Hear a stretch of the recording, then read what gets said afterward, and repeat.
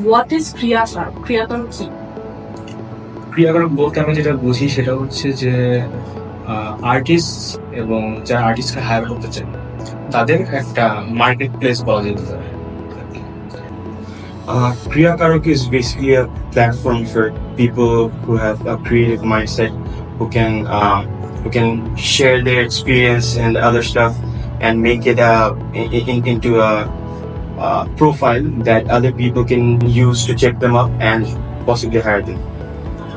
As far as I know, এটা basically একটা app যেটা লঞ্চ করা হয়েছে for us creative people like in art, singing, or makeup, etc. তো তাদেরকে এক জায়গায় নিয়ে platform basically.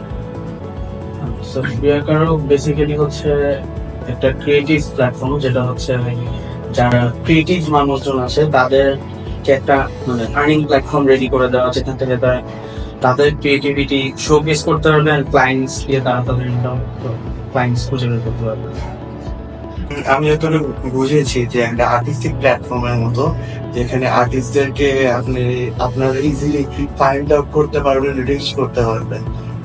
It's like direct communication হচ্ছে, হ্যাঁ, যার প্রয়োজন হচ্ছে সে তার সাথে সাথে আর্টিস্ট পেয়ে যাচ্ছে, বা তার যে যা প্রয়োজন পড়বে সেটার একটা ক্রিয়াকার মেইনলি বাংলাদেশের একটা নতুন ইন্টারনেট প্ল্যাটফর্ম আই থিঙ্ক।